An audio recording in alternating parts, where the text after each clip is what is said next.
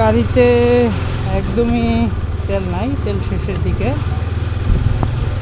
তো তেল fuel refill করতে আসছি। বাট দ্য প্রবলেম ইজ, আপনারা সবাই জানেন যে ইসরায়েল ইরান যুদ্ধে বাংলাদেশে তেলের সংকট শুরু হয়েছে। But is it true? Actually আসলেই কি তেলের সংকট শুরু হয়েছে, নাকি এটা কৃত্রিম সংকট?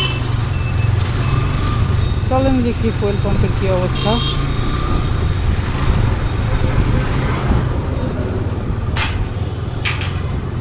দেখেন দেখেন ভাই, এই হচ্ছে বাঙালি, এই হচ্ছে বাংলাদেশের অবস্থা। ইন্ডিয়া থেকে 1 লক্ষ মেট্রিক টন তেল আসতেছে।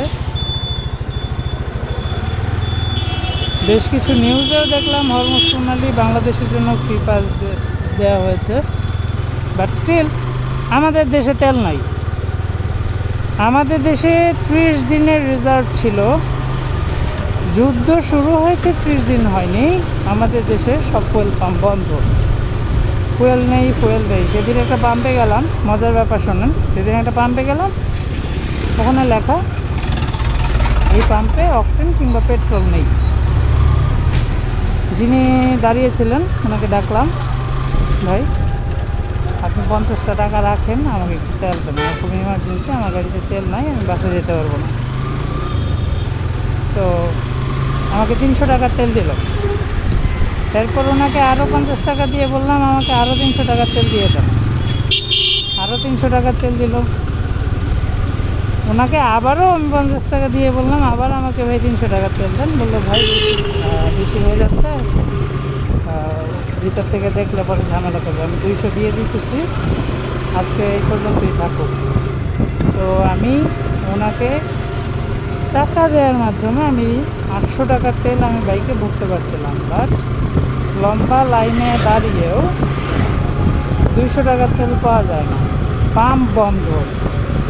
তো একবার ভেবে দেখেন, ময়মনসিং থেকে অলমোস্ট 10 কিলোমিটার দূরে রাইড করে তারপর কি আমার তেল ভরতে হয়েছে। শহরের ভিতরে তেল নেই। এই যে একটা জনদুর্যোগ,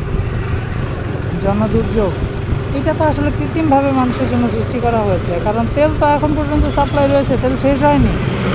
ইন্ডিয়া থেকে তেল আনা হয়েছে, ইরান ফ্রি প্যাসেজ দিয়ে দিয়েছে। সো আসলে সমস্যাটা কোথায়? বাংলাদেশ রাশিয়ান থেকে তেল কিনতে পারবে।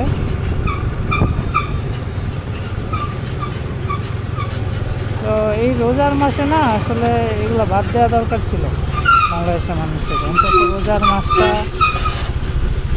রোজার মাসটা এইসব ভণ্ডামি তারা না করলেও কিন্তু পারত। জনদুর্ভোগ কৃত্রিমভাবে সৃষ্টি করে যখন তেলের দাম বাড়বে তারা বাড়তি লাভ করবে, এই আশায় যে কাজটা করলো এটা ঠিক হয়নি। আসসালামু আলাইকুম।